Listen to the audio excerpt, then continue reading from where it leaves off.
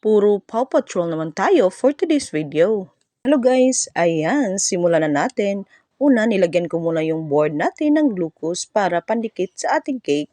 Dati, di naman ako naglalagay niyan kay ang top ng aking cake ay moist man, yun na lang ang dumidikit mismo sa board. Pero nung nakita ko na may order ako ba at sinabi ng isang customer ko na ning sibog daw ang cake, kaya yun, napaisip ako na lagyan ko talaga ito ng pandikit. Rin naman yung stick na nakabaon talaga dun sa cake board kay safe din yun, hindi rin maglihok-lihok ang iyong mga cake dowels, hindi talaga natin yan kalimutan kaya importante din yan. Once na maglihok-lihok ang ating cake, ay mag-uban na yun, buo gihapon siya kahit gumagalaw, musibog siya sa daplin ba. Pa-center lang nimo, di mabalik na siya sa dati. As kung wala siya dowel sa gitna, ay pag sumibog siya, hog talaga yung yung second layer ba. Unang papatrol natin is order ni Ma'am Karen. Thank you ma'am sa pag-order. Char ma'am. Kaibigan ko pala ito siya guys at pala order din to sa atin. Kulay lang pala ako ng blue dyan para yan yung body ng ating cake.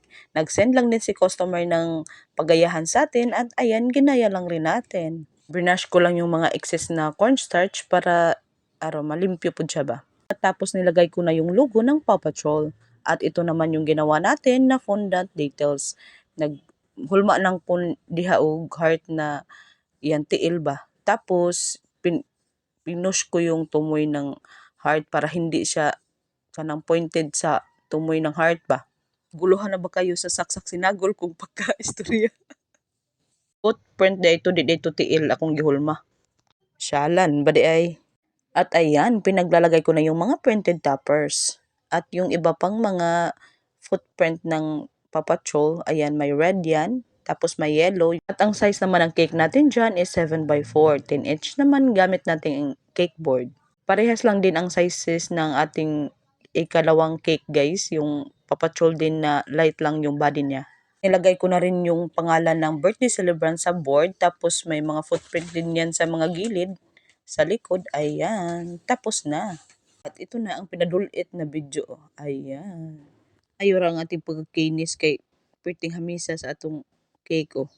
At itong next cake naman natin ay Paw Patrol din. Sabi ko nga sa ating intro, ay puro Paw Patrol ang ating gagawin ngayon. Nulit-ulit ko lang para humaba yung ating usapan. Haba rin itong video natin. May masabi lang ba? Sa totoo lang, nauubusan talaga ako ng sasabihin dito. Kaya tinagalog at binasaya ko na lang. Isaksak sinagol ko na lang ba? Kaya parang malingaw po kayo dyan. Balik tayo sa cake, no? Yung body ng cake natin, konti lang yung nilagay ko na blue. Para light lang siya kasi nag-send lang din si customer ng design at light lang din ang pinagawa niya. Since may blue sa board, ay nilagyan ko na rin ng icing. Kasi pag fondant na ay malaki na rin ang babayaran niya kasi marami na rin fondant ang magagamit natin. Pag sinabi ng customer na yun lang yung budget niya, ay igu-iguin lang din natin. Pero gandahan din natin yan.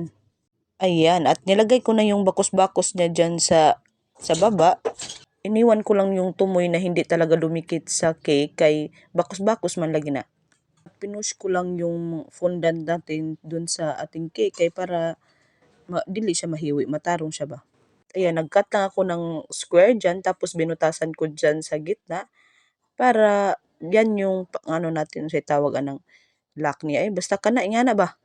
Pinahiran ko lang ng water para dumikit. At ayan, nilagay ko na rin yung logo sa harapan at pinaglalagay ko na yung mga topper dyan sa top. Pero binago ko pa rin, gipangkuha ko na. Binago ko ba kay wa ko malipay sa pagkalagay niya, pagka-arrange dyan sa top. Ayan, inulit ko na. Pinaluyo ko na yung number 5 para makita yung mga Paw Patrol taka si Rider. Nilagay ko naman yung mga footprint dyan sa body ng cake. This time, circle naman siya, hindi naman siya heart. Kasi yan yung nasa inspo. Nilagay ko na yung name ng ating birthday celebrant, Leonard yan. Since gitna yung N, ay inuna ko na yung N paglagay. Para maggitna talaga yung Leonard niya ba dyan sa logo. Pagkatapos, nilagyan ko rin yung maliliit na footprint ba. At ayan, tapos na. So yan lang po for today's video. Thank you for watching. Follow for more para updated sa ating mga new videos. Babu!